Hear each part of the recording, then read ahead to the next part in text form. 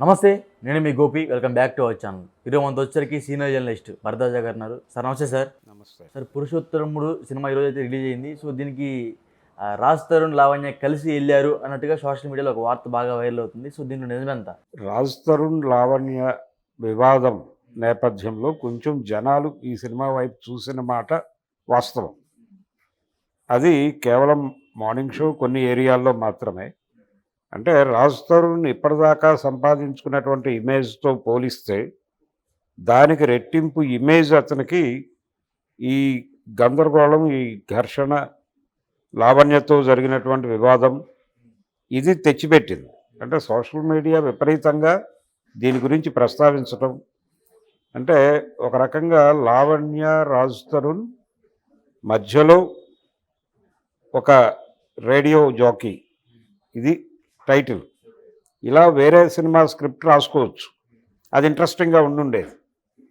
అయితే ఈ వివాదం మధ్య, అంటే లావణ్య రాజ్ తరుణ్ వివాదం మధ్య వాళ్ళిద్దరూ సహజీవనమా, పెళ్లి చేసుకున్నారా అనేది పక్కన పెట్టేస్తే, ఆ నేపథ్యంలో 'పురుషోత్తముడు' అనే టైటిల్తో రాజ్ తరుణ్ సినిమా రావటం అనేది కరెక్ట్గా సీక్వెన్స్ చాలా అద్భుతంగా సెట్ అయింది. దాంతో కొంచెం ఆడియన్స్ థియేటర్లోకి వెళ్ళారు. కొన్ని ప్రాంతాల్లో థియేటర్స్ దగ్గర జనాలు కనిపించారు. ఈ థియేటర్లోకి ఏదో పద్ధతిలో జనాలను పూల్ చేయటం అనేది చాలా కష్టమైపోయింది ఇప్పుడు. అది సాధించారు వీళ్ళు. రాజ్ తరుణ్ లోపలికి వచ్చిన జనాల్ని ఎంటర్టైన్ చేయడంలో ఏమాత్రం ఫెయిల్ అయినా మౌత్ టాక్ స్ప్రెడ్ అయిపోతుంది. ఇది ఇక్కడ ఇబ్బంది. ఇది దాదాపు రకరకాల సినిమాల నుంచి లిఫ్ట్ చేసినటువంటి రకరకాల పాయింట్స్తో అల్లుకున్న కథ. అంటే 'పిల్ల జమీందార్' అనే సినిమా చూసాం మనం. నాని చేసింది. నీకు ఆస్తిలో వాటా ఇవ్వాలంటే, లేదు నీ ఆస్తి నీకు రావాలంటే నువ్వు కొంతకాలం సామాన్యుడిగా నీ కాళ్ళ మీద నువ్వు బతకాలి అని. ఇలా చాలా సినిమాల్లో చూసాం మనం. ఇదే ధోరణి ఇప్పుడు 'బిచ్చగాడు' సినిమాలో కూడా అలాంటి ధోరణే ఉంటుంది కదా. ఆయన ఒక పని కోసం బిచ్చగాడిగా మారతాడు, ఒక ఆపరేషన్లో భాగంగా. అలాగే ఇక్కడ కూడా, ఈ కథలో కూడా ఒక కార్పొరేట్ కంపెనీ, దాని సీఈఓ నెక్స్ట్ ఎవరు, దాని బాధ్యతలు తీసుకోవాల్సింది అన్నప్పుడు ఇతను ఎక్కడో విదేశాల్లో చదువుకుని వస్తాడు రాజ్ తరుణ్. చదువుకుని వచ్చిన తర్వాత ఇతనికి లైఫ్ తెలియాలి అనే ఉద్దేశంతో ఒక విలేజ్కి పంపిస్తారు.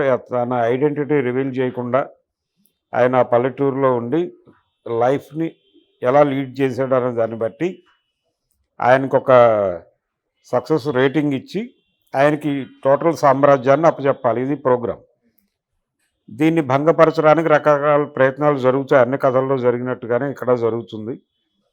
అతను ఎలా సక్సెస్ అయ్యాడు, ఆ క్రమంలో ఆ విలేజ్లో ఉన్నటువంటి కాంట్రవర్సీస్, కాంట్రడక్షన్స్, వాటిని ఎలా పట్టించుకుని ఎలా పరిష్కరించాడు, దీని మీద ఒక పెద్ద డ్రామా నడుపుదాం అనుకున్నారు.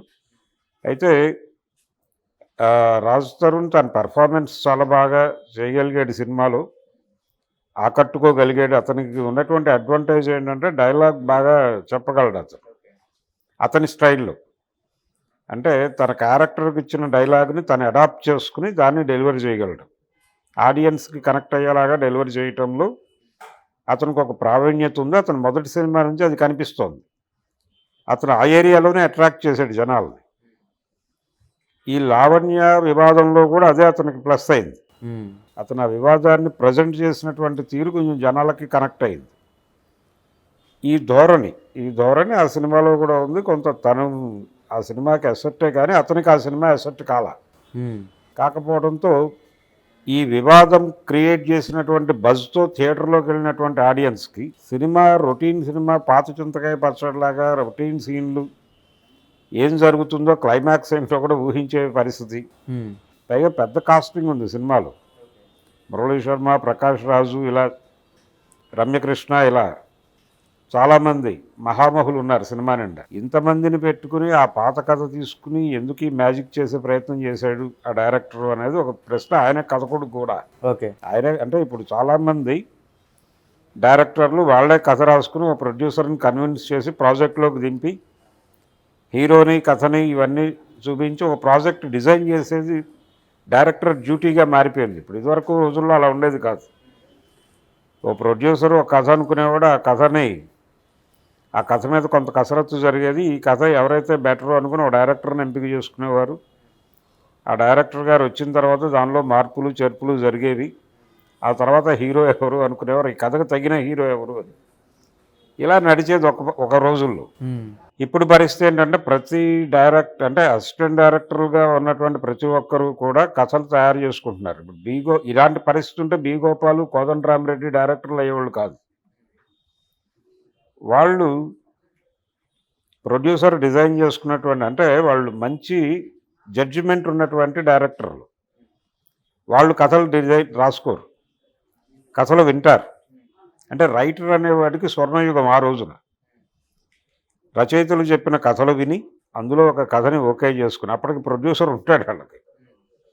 ఒక నిర్మాత గారు సుదీర్ఘకాలం బలానా డైరెక్టర్ దగ్గర నువ్వు అసిస్టెంట్గా పనిచేస్తున్నావు కాబట్టి నీకు ఒక బ్రేక్ ఇద్దాం అనుకుంటున్నాను అని ఒక ఆఫర్ ఇస్తే, కథలు విని ఒక కథ ఓకే చేసి ప్రొడ్యూసర్ గారికి వినిపించి, ప్రొడ్యూసర్ గారికి కూడా నచ్చితే అప్పుడు ప్రాజెక్ట్ మొదలై పట్టాలు ఎక్కుతుంది. అది హిట్ అయితే అక్కడి నుంచి తన ప్రభంజనం మొదలవుతుంది. ఆ ప్రయాణంలో కూడా ఇదే పద్ధతి. 100 కథలు విని అందులో ఒకటి జడ్జి చేసుకుని దానితో వెళ్ళటం. ఈ ధోరణే బి గోపాలు, ఏ కోదండరామిరెడ్డి గారు నడిపింది.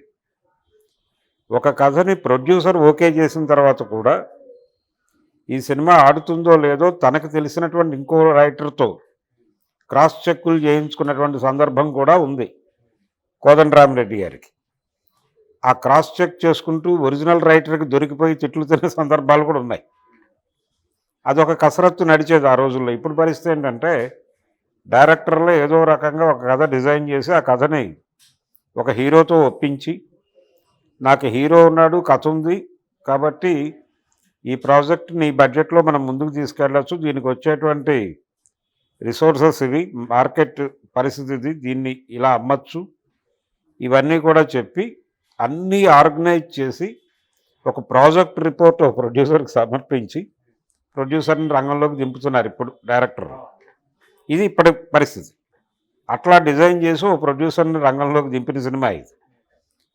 ఈ సినిమాకి అనుకోకుండా కలిసి వచ్చినటువంటి అదృష్టం లావణ్య, రాజు తరుణ్ మధ్య వాళ్ళ పర్సనల్ లైఫ్లో ఏర్పడినటువంటి ఒక గందరగోళం దీనికి ఒక బజ్ క్రియేట్ చేసింది. దాని ప్రీ ఈవెంట్ రిలీజ్కి కూడా అతను హాజరు కాలేదు, ఎవరు కనిపించలేదు అక్కడ. ఈ కనిపించకపోవడం మీద బ్రహ్మానందం లాంటి వాడు సెటైర్ వేసాడు, ఏమిటి పరిస్థితి అని. అది ఎవరు ప్రస్తావించలేదు, కానీ మొత్తానికి అలా జరిగిపోయింది. సో ఈ సినిమా వేరే కారణం చేత, సినిమాతో సంబంధం లేని విషయం నుంచి జనాల అటెన్షన్ని గ్రాప్ చేసి థియేటర్లకు రప్పించగలిగింది, కానీ థియేటర్కి వచ్చిన ప్రేక్షకుల్ని ఎంగేజ్ చేయలేకపోయింది. అందుకని పురుషోత్తముడి కష్టం అడవి కాచిన వెన్నెలగా మారేటువంటి ప్రమాదం ఉంది. రేపటి వరకు ఈ సినిమాని నిలబెట్టేటువంటి సత్తా వీళ్ళు క్రియేట్ చేసినటువంటి బజ్కు ఉంది. ఏది లావణ్య, రాజు తరుణ్ వాళ్ళిద్దరితో పాటు మన రేడియో జాకీ, వీళ్ళ ముగ్గురు కలిసి క్రియేట్ చేసినటువంటి బజ్ రేపటి వరకు ఆ సినిమాని నిలబెట్టచ్చు. ఆ తర్వాత కష్టమే అది. సో ఓవరాల్గా సినిమా ఎలా ఉంది? నేను చెప్పాను కదా, అది పాత సీసాలో పాత సారా అది.